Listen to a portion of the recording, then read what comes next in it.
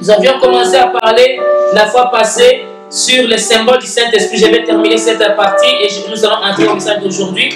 Nous allons clôturer notre enseignement sur le symbole du Saint-Esprit. Nous avions vu que le Saint-Esprit, il pouvait se manifester sous forme du vent ou des souffles, sous forme de colombes, sous forme d'huile, sous forme de feu, sous forme de l'eau vive ou de l'eau. Et nous avions vu aussi, aujourd'hui nous allons voir que le Saint-Esprit, il peut aussi être symbolisé comme un sceau. Le sceau caché. Alléluia. Éphésiens chapitre 1, verset 13. Éphésiens 4, verset 30. Et puis 2 Corinthiens 1, 22. Ici, quand on regarde les sceaux, ça sert à quoi? Les sceaux, ça sert à sceller. Qu'est-ce qu'un sceau? C'est une marque. Les sceaux servent à authentifier les choses d'une manière inviolable ou pour marquer la propriété. C'est un signe manifeste qui authentifie. C'est une marque. Et nous pouvons aussi voir que les sceaux, ce n'est pas seulement une chose vague là, mais c'est quelque chose qui marque. Quand on regarde un vêtement, on met un marque dessus, on dit ah ça c'est Louis Vuitton, ça c'est Gucci, je sais pas ça c'est Anne-Marie Couture, c'est une marque, ça montre que ça appartient à une propriété privée. Quand on a scellé quelque chose, on a marqué, ça montre que c'est privé maintenant et c'est authentique et c'est officiel. Et quand même on faisait des transactions en Israël chez les Juifs. Et après avoir fait les transactions, on a payé les prix et à la fin pour dire que non, on est d'accord, tous les deux quand sont d'accord et pour authentifier la lettre en question, authentifier la vente ou bien conclure le marché, on met un sceau. Donc les sceaux, chez les Juifs, les sceaux marquaient la fin d'une transaction. Lorsque l'accord était réalisé, l'acte est passé et les prix payés, on a posé les sceaux sur le contrat pour les rendre définitifs. Donc quand on a déjà scellé, on ne peut plus changer. Le Saint-Esprit devient ainsi sur nous l'empreinte divine, aussi la marque de la propriété divine.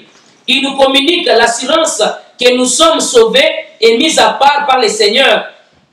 Et pour les jours de la rédemption de sa gloire, pour les jours de la gloire, pour les jours de la rédemption, qui sera devenue parfaite. Alléluia. Ça a été une promesse, mais à la fin, ça sera définitive.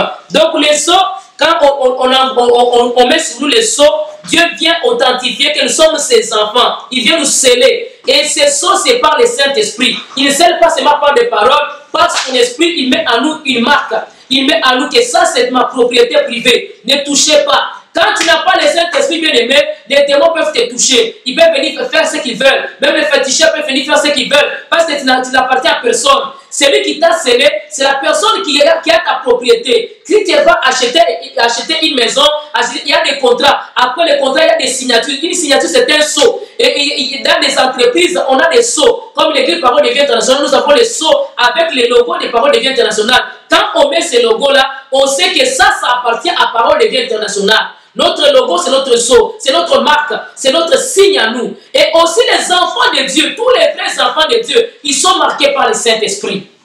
Une église qui ne croit pas au Saint-Esprit, c'est une église qui est morte, n'est pas reconnue par le Seigneur. Parce que Dieu reconnaîtra les enfants qui sont scellés par son esprit. C'est par son esprit que nous sommes scellés. Et l'esprit nous authentifie. Il nous dit que non, ça pour de vrai appartient à l'Éternel. C'est une propriété privée de l'Éternel. Nous sommes les propriétés privées de l'Éternel. Si seulement nous avons reçu son esprit.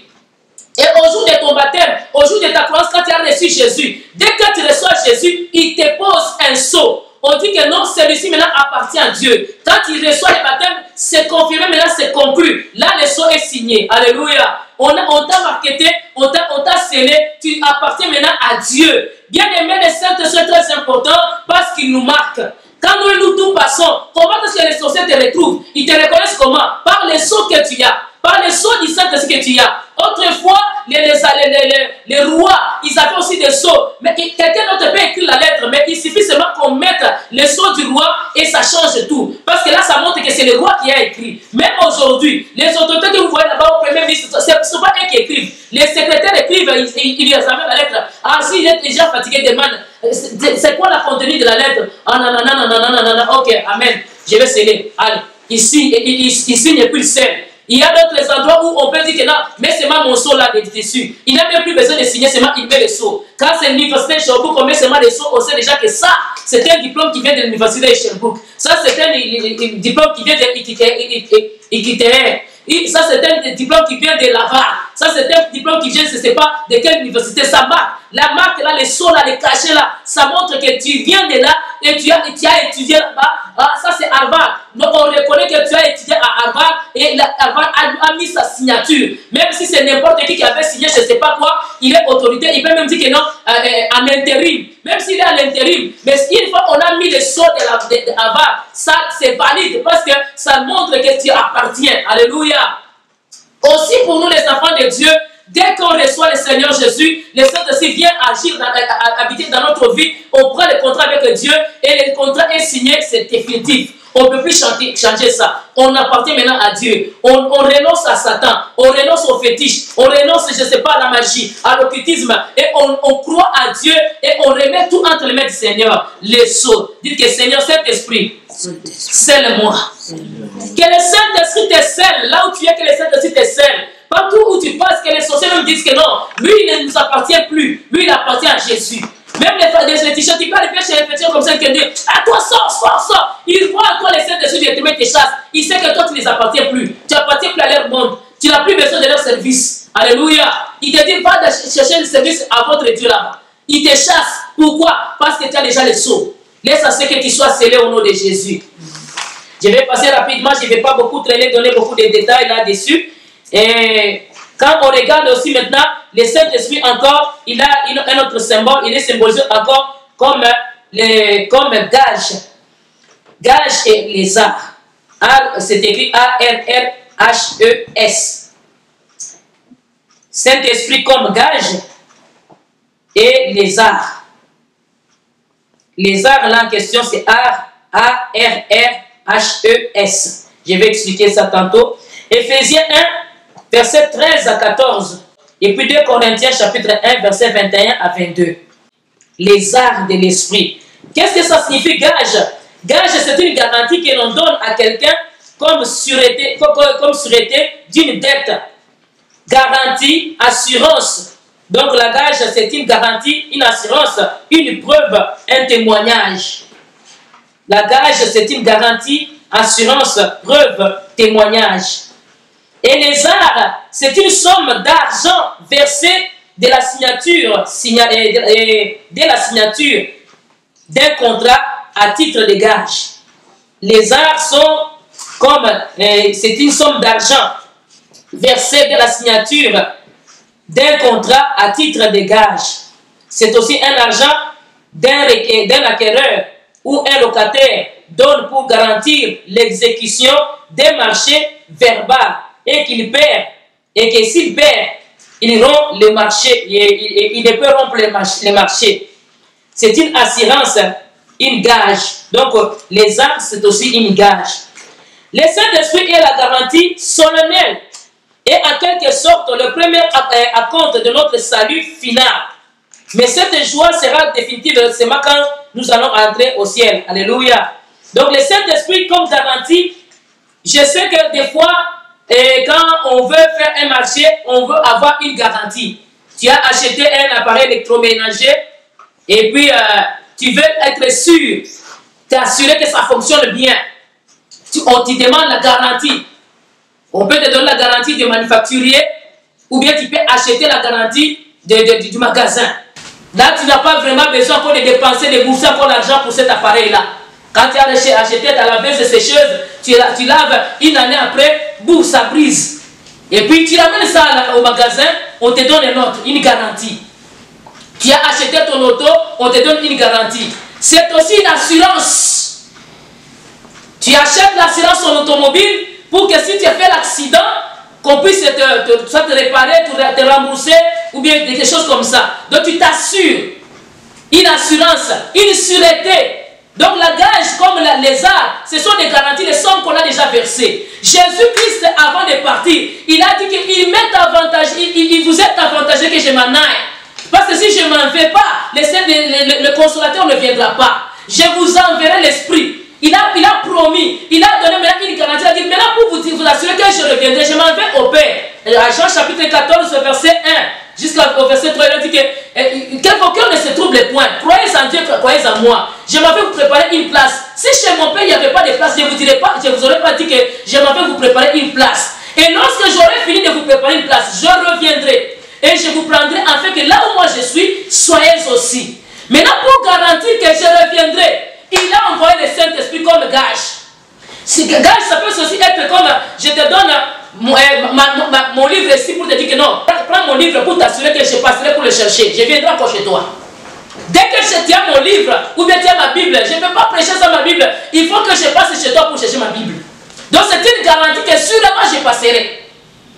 Quelqu'un qui te promet, les fiancés, mais les fiancés d'aujourd'hui, il manque beaucoup de gens. Il te fait porter une bague, il dit que c'est une garantie. Alléluia. La bague des fiançailles est là. Moi, je ne crois pas ça. Amen. Il y a une soeur qui avait dit quoi, ça ce n'est qu'un métal.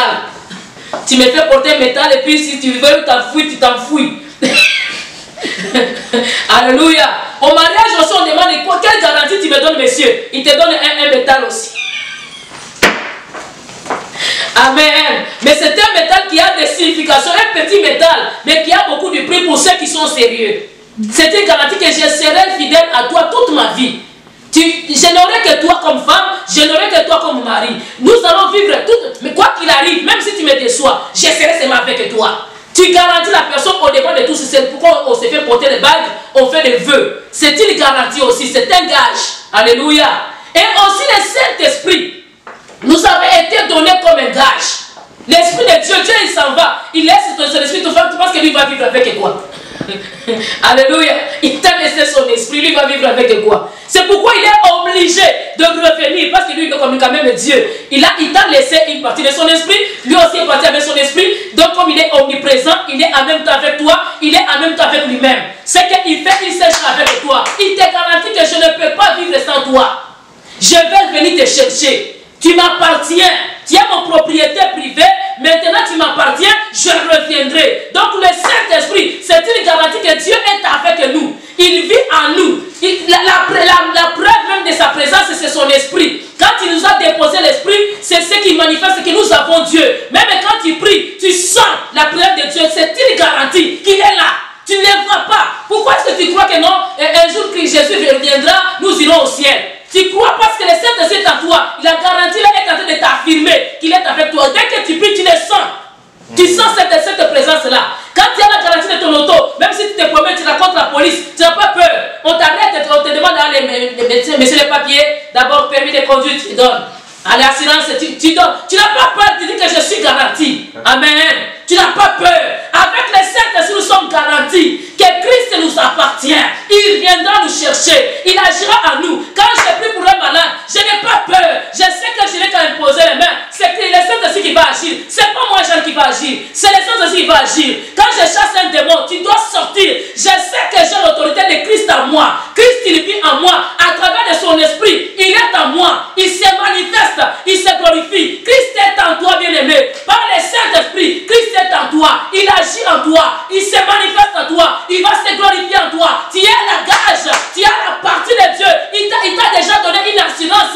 Il t'a donné il a payé un prix. Et ce prix, c'est par son esprit. Il te garantit par son esprit. Lui, il s'en va, mais il t'envoie son esprit. En même temps, c'est là que tu vas nous introduire directement au message du jour. Nous sommes dans le livre des Actes des Apôtres. Notre thème d'aujourd'hui, c'était la Pentecôte. La Pentecôte. Actes des Apôtres, chapitre 2. On commence d'abord au chapitre 1, verset 8.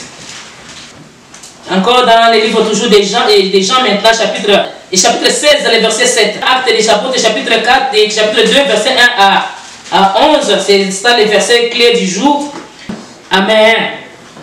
La Bible déclare que les jours de Pentecôte, ils étaient tous réunis. Jésus, avant de partir, il a commencé à parler à ses disciples. Comme je vous ai dit tantôt, avant qu'il parte, il avait parlé à ses disciples. Il leur avait dit, il vous est vraiment avantagé que je m'en aille. Parce que si je ne m'en vais pas, vous n'aurez pas le Saint-Esprit ne viendra pas.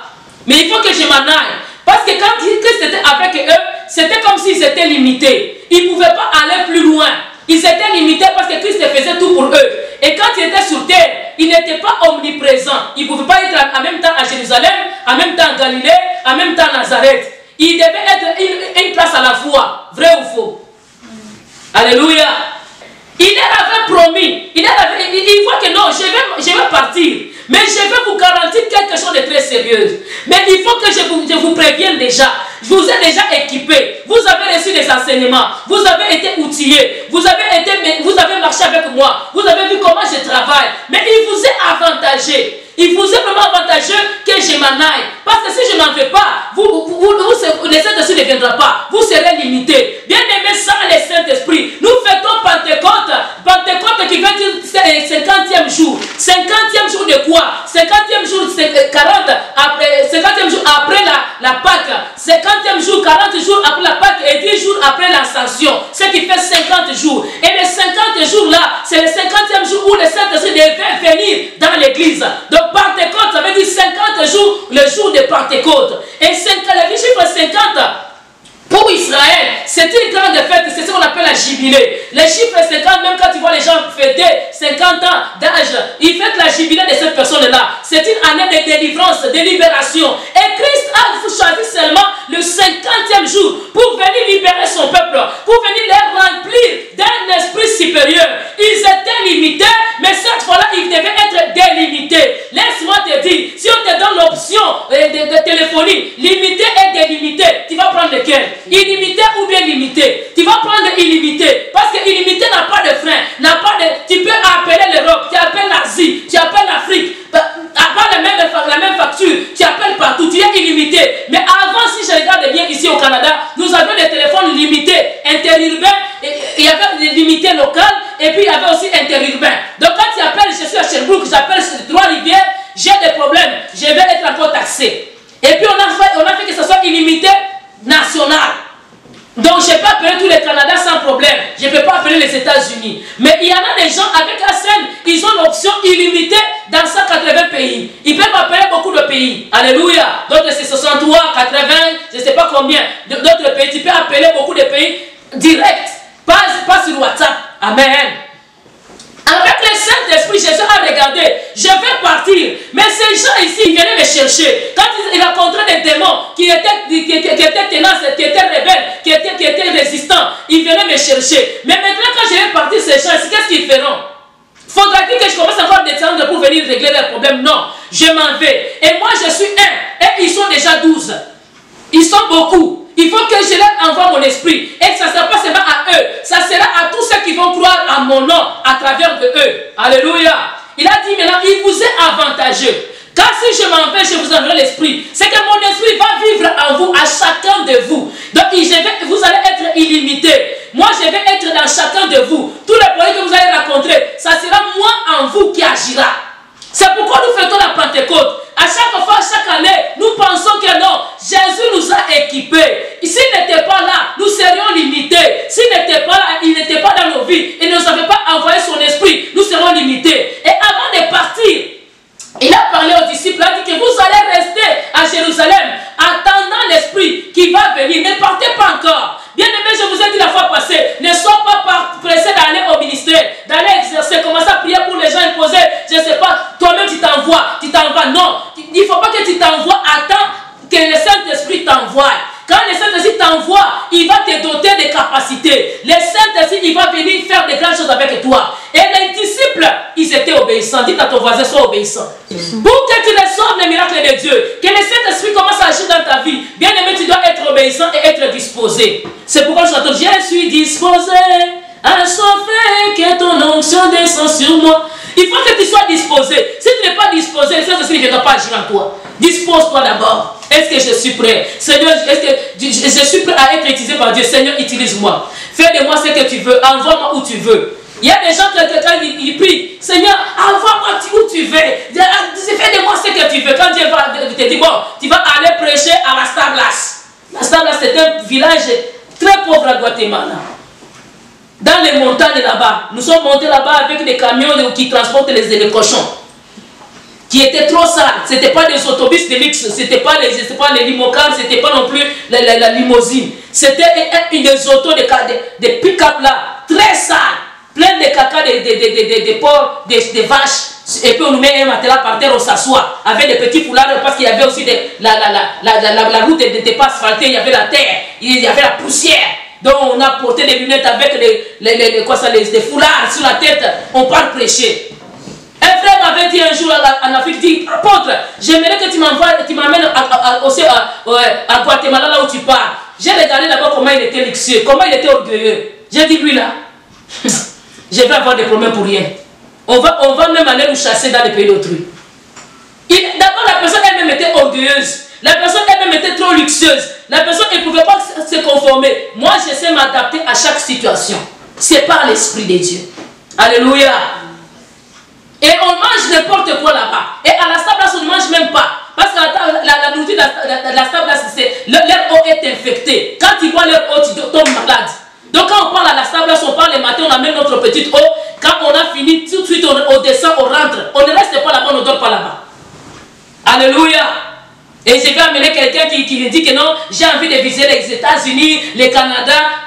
Tu as besoin du Canada et des États-Unis, mais pas de la Stabla, pas de l'évangile. Dieu ne peut pas t'amener où tu veux, où il veut. Toi, tu veux qu'il t'amène où toi tu veux. Alléluia. Il y a des prières que si tu n'es pas prêt, il ne faut pas les faire.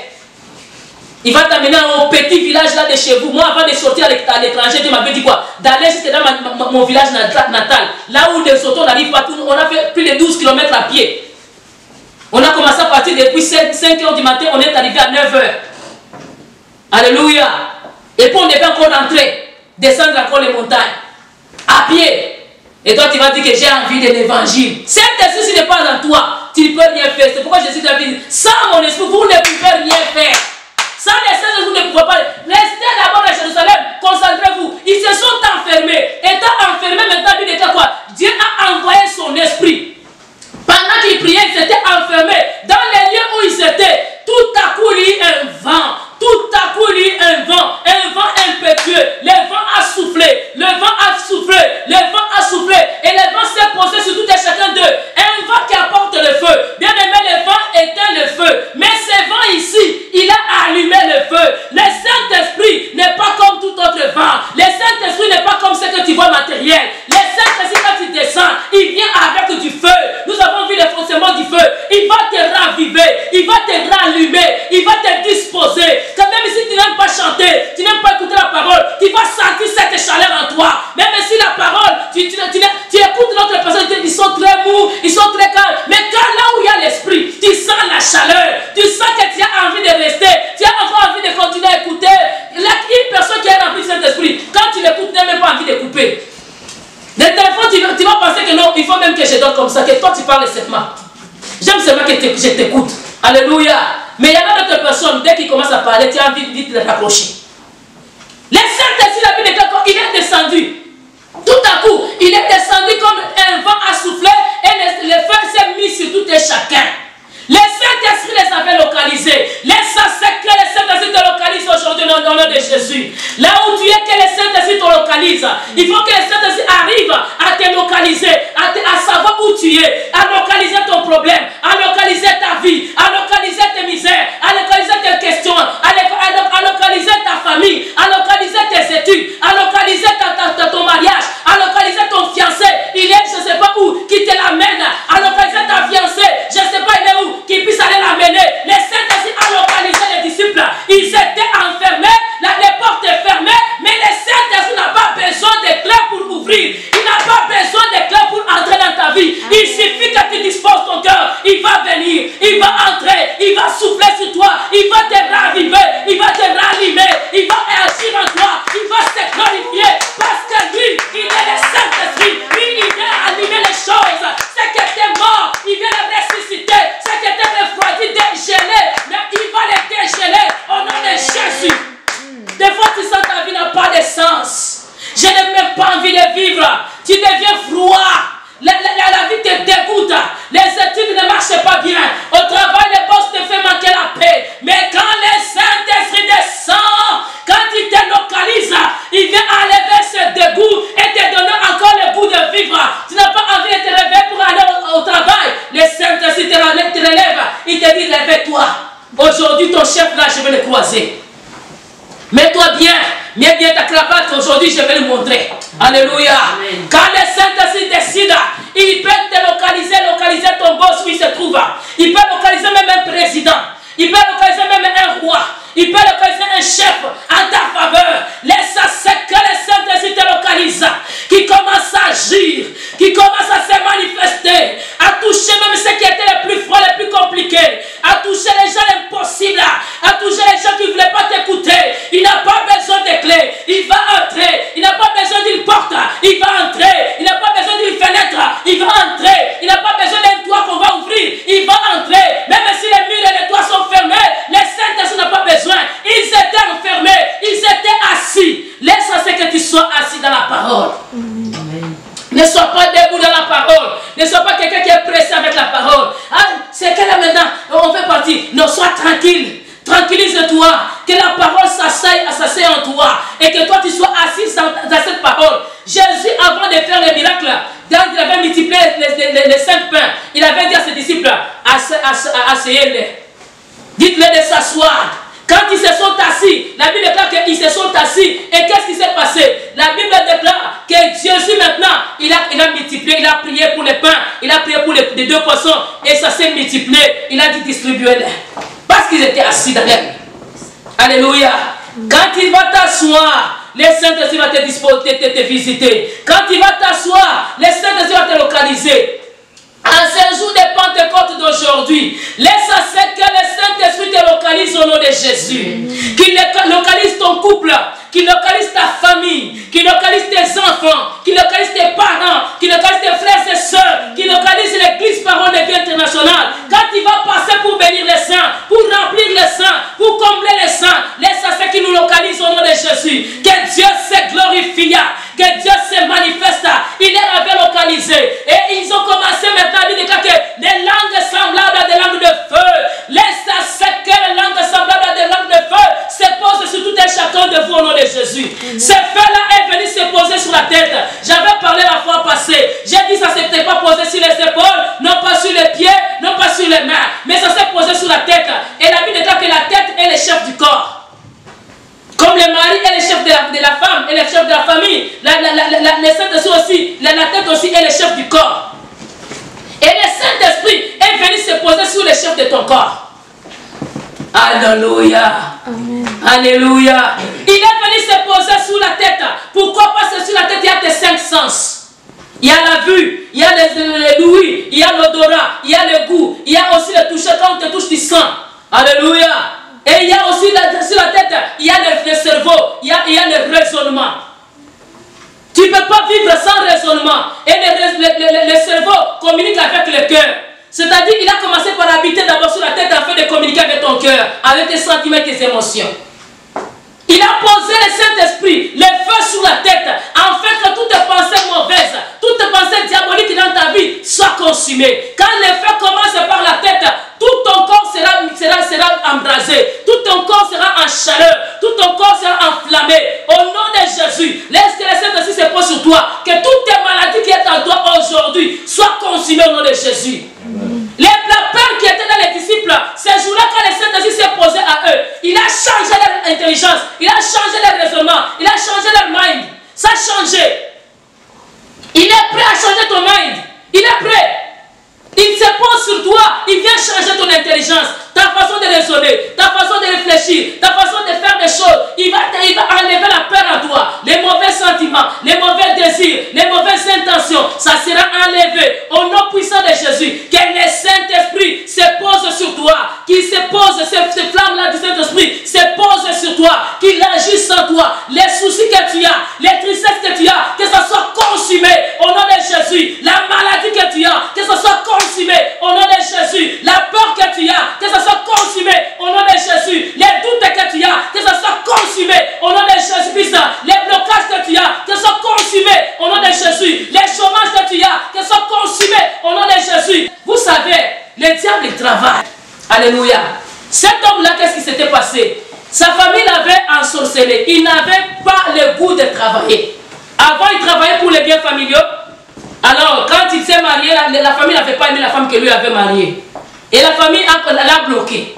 C'est que cet homme a eu le dégoût total de chercher de l'emploi. Le diable s'est posé dans sa vie. Il avait envie de rien. Il restait dans la chambre, rien faire. Toute la journée, vous vous rendez compte, il reste dans la chambre. Il ne peut même pas se promener. S'il sort, il s'en va dans sa famille. Il a une femme, mais il ne s'occupait même plus de sa femme, ni de ses enfants. Mais il s'occupait seulement de lui-même. Il reste dans la chambre, rien fait. À l'époque, il ne regardait même pas la télévision. Il restait dans la chambre. Il n'avait même pas le téléphone. Il restait dans la chambre seulement. Et quand sa femme elle priait, elle était une servante de Dieu. Elle priait. Et la femme a commencé à prier, elle dit, Seigneur, change mon mari. Je ne sais pas ce qui arrive avec mon mari. Mais comment, avant qu'il puisse me fiancer, il travaillait. Mais maintenant qu'il m'a marié, c'est maintenant les responsabilités augmentent. Il abandonne le travail. Il n'avait aucune envie de chercher le travail. Ils ont eu 3 enfants. Après la naissance du 3e enfant, l'enfant avait 8 jours. Vous vous rendez compte, c'est toi qui vas aller travailler. La femme porte les hauts talons. Elle part chercher du travail pour son mari. Elle cherche du travail, elle part avec les CV. Elle va parler avec les gens. Elle a cherché de l'emploi à un autre endroit. Elle avait même eu déjà des rendez-vous. Il suffisait seulement que l'homme se présente. L'homme n'a pas voulu partir au rendez-vous. Alléluia. Sa femme avait beaucoup de contacts. Et elle a utilisé tous ses contacts. Elle a épuisé ses contacts. L'homme ne voulait pas travailler. Ensorcelé par la famille. Et maintenant, un jour, sa femme est partie solliciter à sa famille que non, s'il vous plaît, si vous me laissez comme ça, mon mari va mourir. Sa famille avait des entreprises, ils ont embauché son mari. C'est la femme qui a cherché l'emploi pour son mari. Le mari a commencé à travailler. 7 mois après, Dieu leur dit de quitter le pays là où ils étaient. Dieu décide de les emmener loin, afin de les séparer avec cette famille qui bloquait cet homme-là. L'homme ne savait pas. Parce que si la femme parlerait, il dirait que non, tu vois la sorcellerie chez nous, tu comprends? Vous ne voyez que la sorcellerie partout. Et la femme s'est tue. Elle a décidé, elle a dit à son mari, non, nous allons quitter le pays. Oh, quitter le pays, aller où? Elle a dit, nous allons payer à notre pays. Ils sont partis. Là où ils sont partis, le mari a commencé un peu, la femme continue à prier maintenant, Seigneur, donne-lui. Maintenant, le pays où ils étaient partis, c'était un pays anglophone. Et ils étaient des francophones. Les pays anglophones, les maris ne connaissent pas l'anglais, la femme ne connaît pas l'anglais. Mais la femme continue à travailler pour le Seigneur. Elle gagne des âmes comme ça, les gens qui venaient de leur pays, et elle vient les évangéliser facilement à gagner des âmes. Et à ce moment-là, la femme a commencé à continuer à prier. Le mari a commencé à avoir le courage de chercher le travail, mais là, il n'avait pas les moyens. Il a commencé trop bas. Il a commencé à fabriquer des petits escabeaux en planche. Il a commencé à travailler pour nourrir sa famille. Il a commencé à se réveiller. Dieu a commencé à les changer. Et puis Dieu les a encore amenés dans un autre pays. Maintenant, francophone, un pays beaucoup plus développé. Et quand ils sont arrivés, à part les démarches de la femme toujours, quand ils sont arrivés dans ces pays-là, l'homme là s'était réveillé. Il a commencé à travailler. La femme ne travaillait plus maintenant. Et continue seulement à servir le Seigneur. Mais l'homme là, il a pris en charge de toute sa famille. Il a pris en charge de tous ses enfants. Il s'est occupé de sa famille. Pourquoi? Parce que Dieu l'a détaché. Bien aimé, les Saint-Esprit l'avaient touché. Les Saint-Esprit ont commencé à le motiver. Les Saint-Esprit ont commencé à l'utiliser. Il commençait à avoir les soucis de sa famille, à aider sa famille, à prendre soin de sa famille. Bien aimé, avec les démons qui peut rester en toi absolument parce que le Saint-Esprit n'est pas vraiment. Tu n'as pas reçu le Pentecôte en toi. L'Esprit de Dieu n'est pas venu s'asseoir, te réveiller. Son feu là, sa flamme là, le paraclet n'est pas allumé en toi. Le feu là n'est pas embrasé. Les esprits de coutume, les esprits de démons sont venus s'asseoir sur toi. Mais quand tu te chauffes, bien aimé, tu changes. Même ton intelligence qui était comme voilée, pouf, ça s'ouvre et tu commences à comprendre les choses. Tout ce qui était du malin, ça se brûle. Maintenant tes yeux s'ouvrent et tu commences maintenant à comprendre les choses. Les saints, les esprits qui agissent en toi dans le nom puissant de Jésus. Amen. Que Dieu se manifeste dans ta vie, qu'il se glorifie dans ta vie, qu'il opère dans ta vie. Parce que le Saint-Esprit, c'est lui qui est le chef. C'est le Saint-Esprit qui est le dirigeant. Il peut diriger ta vie, il peut diriger ton existence, il peut combattre pour toi. Parce que lui, il est le chef absolu. Sans lui, tu ne peux rien faire. Sans lui, tu peux arriver à être comme détruit. Sans lui, tu ne peux pas aller plus loin. Avec le Saint-Esprit, tu pourras aller plus loin. Laisse que le Saint-Esprit puisse te rallumer maintenant, te raviver maintenant, au nom puissant de Jésus. Que toutes les pensées négatives qui étaient en toi soient enlevées. Cet homme a été transformé. Pierre était peureux. Vous vous rappelez de Pierre avant la mort de Jésus. Jésus dit à Pierre, il dit que non, Pierre, toi, tu vas me régner 3 fois. Avant que le coq ait chanté, tu me régneras les 3 fois. Il dit, moi là, God forbid. Je ne peux pas. Je ne peux jamais te nier. Moi là où tu seras, je serai. Même je suis prêt à combattre pour toi. Même à tuer quelqu'un. Quand tu es près de toi, moi je vais tuer quelqu'un. La Bible déclare maintenant que Pierre est parti. Jésus, on l'a arrêté. On vient maintenant menacer Pierre. On lui dit que non. Toi aussi, tu te promènes avec lui. Il dit non. Moi, je n'étais pas avec. Il a nié pour la première fois. Encore, il a nié pour la deuxième fois. Il a nié pour la troisième fois. Puis il s'est rendu compte que, vraiment, j'ai régné Jésus. Et quand on a fini de tuer Jésus, Pierre, ils étaient enfermés. Ils ne sortaient plus. Il était devenu peureux. Même quand Jésus leur avait apparu, il était content. Mais il avait la peur de sortir dehors, aller évangéliser. Se rappelant toujours de comment on l'avait reconnu dehors. Il a dit, moi là, allez prêcher dehors, je ne peux pas. Mais quand Jésus de cela avait dit maintenant, allez vous mettre maintenant, où? Allez vous mettre dans la chambre haute. Attendez là-bas. Attendez. Je vais vous envoyer mon esprit. Quand le Saint-Esprit est descendu, les jours de Pentecôte, le vent a soufflé, le vent a vibré, le feu s'est allumé. L'apôtre Pierre qui était peureux, l'apôtre Pierre qui n'avait pas le courage, il avait perdu le courage. L'apôtre Pierre a eu le courage. Ils ont commencé à parler à d'autres langues. Le Saint-Esprit en toi, il va réveiller les dons en toi. Il va réveiller les dons de parler en langue, les dons de vision, les dons de prier, les dons. Il va mettre les talents en toi. Tu vas commencer à adorer, tu vas commencer à louer. Il va t'ouvrir les yeux spirituels. Tu vas commencer à avoir des visions. Tu vas commencer à prophétiser. Tu vas commencer à prier pour les malades. Tu vas commencer à faire des miracles. Quand le Saint-Esprit vient, la Pentecôte, c'est ça même la fête des chrétiens, des vrais chrétiens. Nous qui sommes des Pentecôtes, c'est notre fête. Et c'est dans ce jour-là que l'église avait commencé. Alléluia. Les gens qui disent que non, c'est l'église telle qui avait commencé, c'est faux. L'église primitive qui a commencé, ce n'était pas l'église telle. C'était l'église de la Pentecôte. La vraie église, c'est la Pentecôte. Parce que là, le Saint-Esprit vient maintenant agir. Ce n'est pas la chair qui fait. Ce n'est pas le pouvoir physique. Ce n'est pas la volonté physique. Mais c'est l'Esprit qui agit. L'Esprit qui opère. Il part, il fait. Tu ne peux pas avoir un calendrier de toute une année que tu as déjà préparé les prédications. Ça, je prêcherai le 30 mai. Ça, je prêcherai le 24 juin. Ça, je prêcherai toute l'année. Tu as déjà les prédications de toute l'année. Non. Le Saint-Esprit s'adapte au temps. Il connaît qu'est-ce qu'il faut qu'il donne. Il connaît le peuple devant qui tu te tiens. Il connaît leurs problèmes. Il connaît leurs difficultés. Regardez la veille que nous avons eu la fois passée.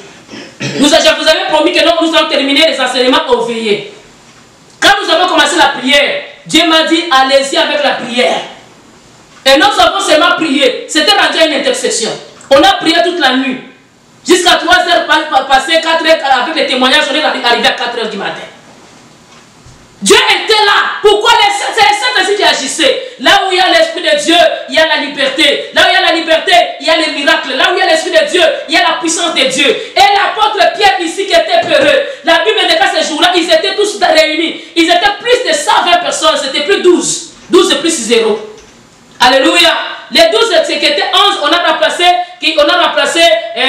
Judas par Matthias. Matthias, quand même tu lis la Bible, tu verras jamais où Matthias avait fait quelque chose. Pourtant, il avait aussi reçu le baptême du Saint-Esprit. Mais les autres là, les pierres là, qui étaient avec Jésus, qui avaient reçu la formation pendant les 3 ans et demi, quand ils ont reçu le Saint-Esprit, c'était la transformation.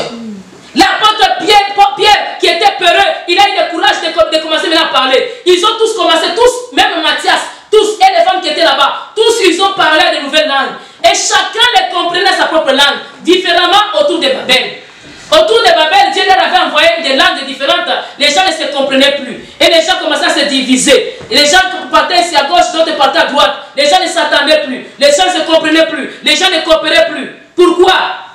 Parce qu'ils n'avaient pas l'Esprit de Dieu. Mais les jours de Pentecôte, les langues, vous savez, de feu, ça les avait rassemblés. Ça les avait mis en unité. Chacun les attendait sa langue. Il y avait des Crétois, il y avait des Égyptiens, il y avait des Libyens, il y avait des, je ne sais pas, des Arabes.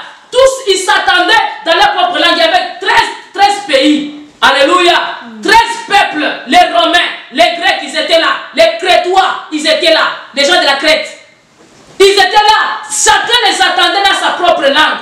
Et la Bible dit que tous ces gens-là, quand il y a eu le bruit, les gens ont accouru. L'essentiel, c'est que le Saint-Esprit fasse des bruits dans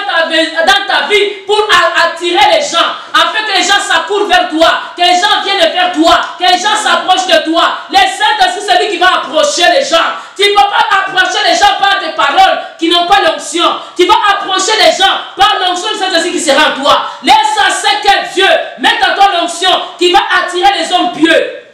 La Bible déclare ici qu'il y avait des gens pieux de toutes les tribus, de toutes les nations du monde. Ils ont été là, ils ont entendu, et ils ont entendu ce bruit, ils ont accouru. L'essentiel que les saints sera toi, fasse un bruit qui va attirer les gens, qui vont accourir vers toi.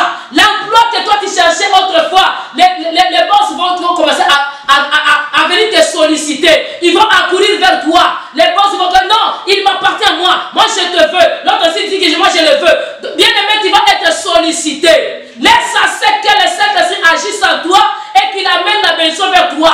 Autrefois tu courais vers l'argent. Maintenant l'argent va courir vers toi. Le Saint-Esprit va aller attirer. Le vent de l'Esprit va attirer les choses vers toi. Il va attirer du monde vers toi. Il va attirer la bénédiction vers toi. Ce qui était difficile deviendra pas facile. Ce qui était impossible deviendra possible. Pierre n'avait jamais eu le courage de prêcher en public. Il n'avait pas ce culot. Il n'avait pas ce courage parce qu'il était devenu peureux. Il avait peur, il avait des doutes, il ne croyait plus. Mais quand il a reçu le Saint-Esprit, ils ont commencé à parler des langues. Et d'autres disaient ils sont ivres de verre doux. À 9h du matin, ils étaient déjà ivres. 3 h du matin, ils étaient déjà ivres. Et les gens disaient que non, ils sont ivres. Mais ces gens eux-mêmes disaient que non, nous ne sommes pas ivres. C'est Pierre qui s'est levé maintenant. Il a dit que vous, à 7h du matin, 9h, être ivre, vous êtes fous quoi? Nous ne sommes pas ivres. Nous sommes remplis du Saint-Esprit. Là où les boss se moquaient toujours de toi, ils venaient toujours t'insulter, ils venaient toujours se moquer de toi. Ah, et un autre jour, tu vas les reprendre et dire, boss, moi aussi je suis quelqu'un. Pourquoi tu me prends là? Alléluia. Il va te donner aussi l'autorité, il va te donner aussi le pouvoir. Quand le Saint-Esprit agit en toi, il te donnera les kilos. Tu auras le pouvoir, tu auras le courage de faire quelque chose. Le Saint-Esprit en toi, il fera des grandes choses dans ta vie. Il va te transformer, il va te donner le pouvoir, le courage là où tu n'avais pas le courage. Vous savez, il y en a d'autres boss qui aiment exploiter les autres. Il vient le matin, il regarde seulement comme ça. Il n'a même pas lu. S'il avait couché ou s'il avait quoi la nuit, là, avec sa femme ou bien sa concubine, allez, il vient le matin, la colère, ça va tomber sur toi. Il regarde seulement comme ça, il te jette les papiers. Dis, moi j'ai travaillé toute la nuit là. Et je viens avec les papiers, là, tu me jettes ça sur le visage. Tu ramasses et tu dis, chef, je ramasse seulement, mais ce que tu fais là, et qu'est-ce que moi je t'ai fait? Je ne t'ai pas insulté, j'ai travaillé ce que tu as demandé. Si tu n'as plus besoin de moi, dites-moi. Parce que me traiter comme ça, comme un esclave, en tout cas, je ne suis pas d'accord avec. Quand même, je mérite un peu de respect. Chef, s'il vous plaît. Lui-même, il va se regarder, il va dire, ah, quand le Saint-Esprit est avec toi, tu vas avoir le pouvoir, tu vas avoir l'autorité. Alléluia. J'étais à l'école secondaire, à secondaire 4. L'un de mes professeurs est venu me draguer. J'ai refusé.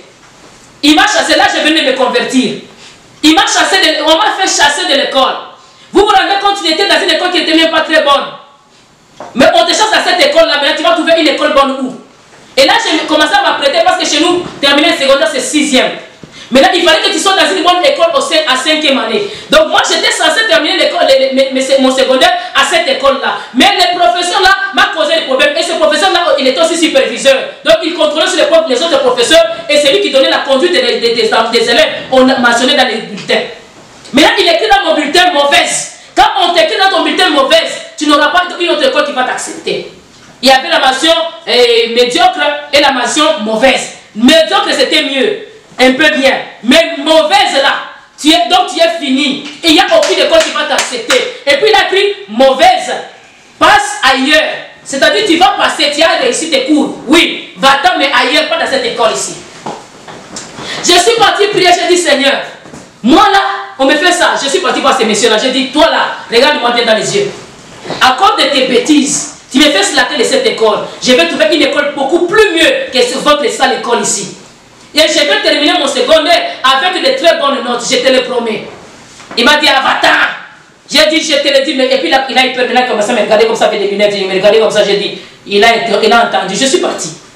Dieu a fait le miracle par le canal d'un autre ami d'une des sœurs avec qui nous prions, de son mari.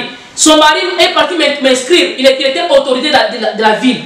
Il est parti m'inscrire à une école beaucoup plus mieux que je ne pouvais jamais penser de ma vie que je pouvais étudier dans cette école-là.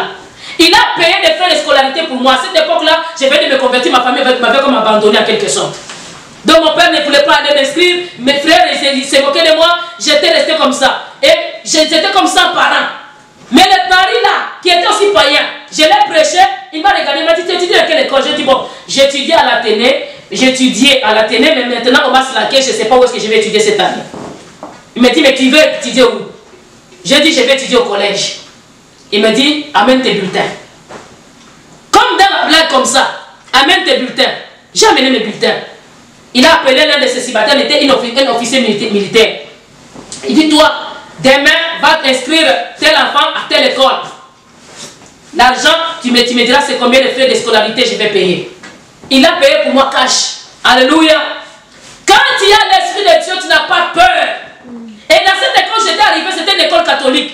Et à cette école, moi, je voulais tout le temps parler de Dieu. Les Saint-Esprit, que quand j'étais baptisé de l'Esprit, j'étais comme alcoolique. Ivre du Saint-Esprit, ivre des versets. Je ne faisais que parler de Dieu. Et à cette époque, je n'avais pas l'autorisation de parler de Dieu. C'est comme ici, on n'a pas l'autorisation de parler de Dieu au milieu du travail. J'ai commencé à parler.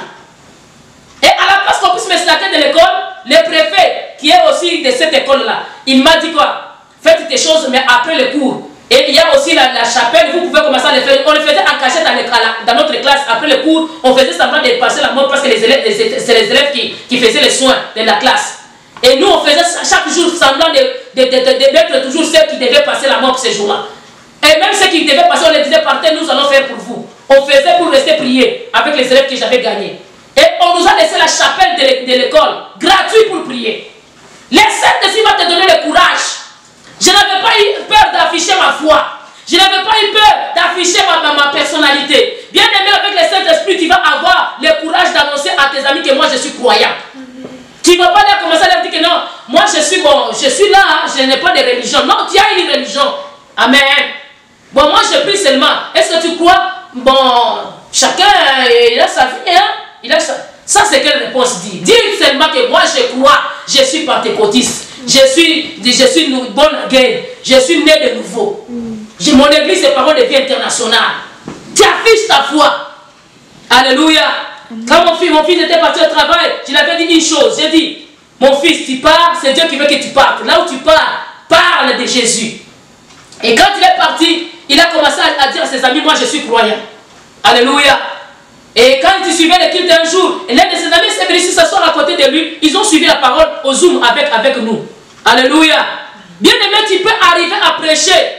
Il ne faut pas que tu aies peur d'afficher ta foi. Ta foi, c'est ta foi. Le Saint-Esprit, il agit. Il protège. Avec le Covid-19 comme ça, qui peut nous protéger? Nous avons le sang de Jésus pour nous protéger. Nous avons le Saint-Esprit pour nous encourager et ne pas avoir peur. Parce que la peur aussi peut te tuer même. Avant même que le Covid te tue, la peur peut te tuer. Il suffit que tu sois un peu abîmé. Tu dis, tiens, je commence à être. Et là, tu pars. Et moi, de tête, ah là, je suis pris. J'étais aujourd'hui. Je suis parti au supermarché. Je pense que j'ai rencontré quelqu'un qui a le Covid.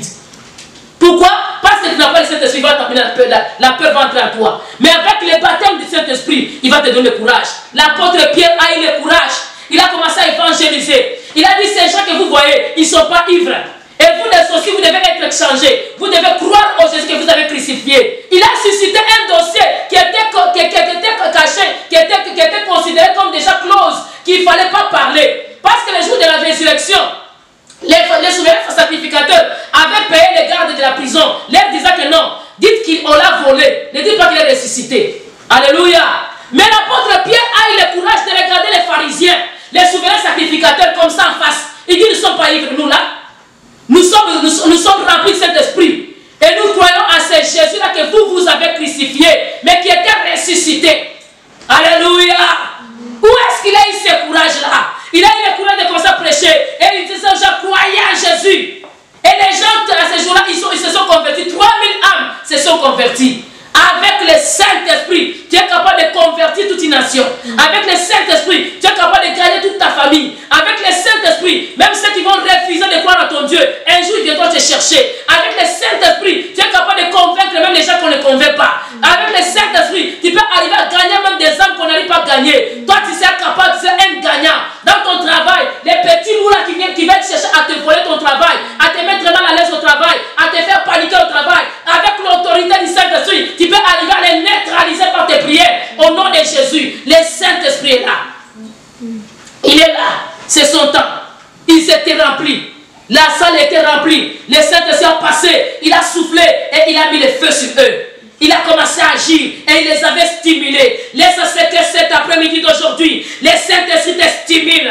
Le Saint-Esprit t'anime. Le Saint-Esprit te ravive. Te donne le courage, qui te donne les kilos. Là où tu te sentais que tu devenais léger. Hein? Vous voyez, déjà ça, on a dit quoi? Mene, tekele Pérez. Dieu a compté ton royaume, il t'a pesé, tu as été senti léger. Bien aimé, il y a des gens qui sont légers dans leur vie. Mais ceux qui sont remplis de cet esprit, déjà ils sont remplis. Ils ne peuvent pas être légers. Tu n'es pas une femme légère, tu n'es pas un homme léger. Laisse que les gens te craignent au nom de Jésus. Que tu sois respecté, que les Saint-Esprit te valorisent à partir d'aujourd'hui. Au nom de Jésus, que ta vie soit transformée. Au nom de Jésus, tu n'es pas n'importe qui. Même si on te pèse, on sent que tu pèses. Quand même on peut compter, on va trouver que non, tes jours ne sont pas limités. Toi tu es illimité. Quand même on peut te regarder comme ça, on ne va pas t'arracher, on va même te planter. Parce que toi tu as du prix. On a besoin des gens comme toi. Partout où tu vas arriver, on aura besoin de gens comme toi. Même si tu n'as pas beaucoup étudié, on va avoir besoin de gens comme toi dans cette entreprise-là. Quand toi tu travailles, tout le monde va t'apprécier. Parce que la façon de travailler, tu ne travailles pas seul, tu travailles motivé. Vous savez, quand tu travailles avec le Saint-Esprit, tu es motivé. Tu ne vas pas sentir la fatigue. Tu te sens seulement motivé. Quand tu commences à chanter un peu, allez, le courage arrive et les choses arrivent. Même quand il n'y a pas moyen de chanter, tu chantes dans ta tête, tu travailles avec empressement, avec courage, parce que tu sais, non, Dieu m'a donné ce travail. Tu n'as même pas besoin seulement de regarder ton salaire, mais tu as besoin de regarder que la position où Dieu t'a donné, tu étais chômeur, Dieu t'a donné la position. Tu as le courage, même si les autres ne sont pas contents, ils savent pas que toi, tu es très content d'avoir cette position-là. Dieu va te motiver. Il va agir en toi. Il va se glorifier dans ta vie. Là où les gens t'ont méprisé, le Saint-Esprit va te donner la valeur. Sans le Saint-Esprit, moi, ma vie serait rien. Aujourd'hui, j'ai du prix dans ma famille à cause du Saint-Esprit. Si je n'avais pas l'Esprit de Dieu, aujourd'hui, je serais vide dans ma famille. J'étais le mouton noir de la famille, la plus négligée, la plus rejetée. Mais aujourd'hui, le Saint-Esprit m'a valorisé. Et ça, c'est que le Saint-Esprit te valorise au nom de Jésus. Pierre qui était méprisé, on lui demandait quelle étude tu as déjà fait. Moi j'étais pécheur, je n'ai pas fait les études. On dit voilà. Et toi, une personne comme toi, tu peux parler devant de nous. Quand il a commencé à parler, étant rempli maintenant du Saint-Esprit, tout le monde a couru pour l'écouter. Tout le monde voulait écouter Pierre. Laisse à ce que Dieu te donne une personnalité que les gens auront toujours envie. Et ils auront toujours envie de t'écouter, de se mettre à côté de toi, de te parler, de t'embaucher, d'être ton collègue. Tu arrives à l'école, même si tu es un enfant de pauvres, les enfants de riches là viennent te chercher. Alléluia. Même quand tu es, je ne sais pas, tu es une personne qui marche pieds nus, les gens vont venir te chercher. J'ai connu un pasteur pour terminer. Ce pasteur-là, il avait grandi dans une famille très pauvre. La première chaussure qu'il avait portée, c'était même pas une chaussure, une babouche. La gomme qu'on appelle chez nous. Donc, une babouche sandale avec deux cordes seulement, mais comme en gomme là. Hein? Vous voyez les talons comme en gomme. Gomme à effacer. Même on pouvait effacer avec. C'était ça sa première chaussure qu'il avait eue à secondaire 1. À secondaire 1, il portait encore la culotte, il n'avait même pas un pantalon. Il a commencé, il étudiait très loin, il n'avait même pas les moyens de transport. Qu'est-ce qu'il faisait? Il avait un cerceau. Je ne sais pas si vous connaissez les cerceaux ici. Il y a les cerceaux des vélos. Les vélos là, les cerceaux là, quand le vélo est déjà brisé, les enfants prenaient les cerceaux, ils mettaient avec, je ne sais pas, une corde, et puis ils couraient avec. Pour jouer avec. Donc c'était les vélos, mais c'est toi qui conduis les vélos. Alléluia. Les vélos ne te conduisent même toi pas, mais c'est toi qui conduis les vélos. Donc il marchait pieds nus en courant avec son cerceau là. C'était ça son moyen de transport pour les faciliter à oublier que l'école est très loin. Il étudiait genre à plus de 9 km par jour. Il devait faire aller et retour. Donc 18 km, un enfant vous rendez compte, école primaire, école secondaire, 19 km par jour. Donc il partait chaque matin, il rentrait chaque soir. Lui il arrivait seulement quand les soleils commençaient déjà à coucher. Et il arrivait à secondaire 4, c'était fini, il ne pouvait pas continuer parce qu'il n'y avait pas d'argent. Donc secondaire 4, c'était une partie des diplômes pour eux, c'était un certificat. Il a eu des certificats, mais il n'a pas eu les diplômes de secondaire. Il s'est arrêté là-bas. Maintenant Dieu l'a appelé, il a commencé à servir le Seigneur. Il était vilain, il n'y avait rien. Mais le monsieur, il était vraiment assoiffé de Jésus, qu'il cherchait Jésus, il a été rempli du Saint-Esprit. Quand il a été rempli maintenant du Saint-Esprit, Dieu a commencé à l'utiliser. Dieu commençait à l'utiliser, il faisait beaucoup de miracles. Quand il a reçu seulement le baptême du Saint-Esprit, les miracles ont commencé à accompagner son ministère. Quand les militaires ont commencé à accompagner son ministère, on a commencé à l'inviter. La première fois, on l'avait invité à Londres. Il n'avait même pas les passeports, il n'avait même pas l'argent. Dieu lui dit, va-t'en à la banque, je vais envoyer quelqu'un pour te donner les passeports ainsi que l'argent pour répondre à tous tes besoins, où tu vas chercher tous tes besoins. Il arrive là-bas, Dieu l'avait dit avec précision, il avait reçu une prophétie. Va t'asseoir à l'entrée, dans la salle d'attente là-bas de la banque. Il passe s'asseoir, dit que j'enverrai quelqu'un. La personne vient directement à sa direction avec un diplomate. Il vient, un sac diplomate. Il lui demande, est-ce que c'est toi tel? Il dit oui, c'est moi. Il dit, garde-moi ça. Il dit, ça c'est à toi. Il dit à moi. Il dit, on m'a envoyé te donner ça. Il prend, il dit que bon, je reviens, je vais t'expliquer, je reviens. La personne est rentrée là-bas où il y avait des travailleurs, il n'est plus jamais se ressorti. Lui, il a entendu, c'était à 12 h, il a entendu ce qu'à la fermeture à 16 h 30, on a fermé. On devait fermer, on a dit, monsieur, mais toi tu attends quoi? Il a dit que non, j'attends le monsieur qui m'a laissé son sac ici, il est rentré là-bas. Il dit, c'est monsieur, ça s'appelle qui? Il dit que non, je ne connais pas. Il dit, non, il n'y a aucun monsieur là-dedans, tout le monde est déjà parti. Et il dit, ah, mais c'est quelqu'un, il a dit, monsieur, tu peux partir. La personne là, comme il te connaît, il a dit mon nom, mais moi je ne le connais pas. On lui dit que bon, va attendre dehors, nous allons fermer la banque. Ils ont fermé la banque. Quand il a maintenant entendu une voix lui dire, ouvre les sacs. Il a ouvert les sacs comme ça, c'était plein d'argent, des dollars.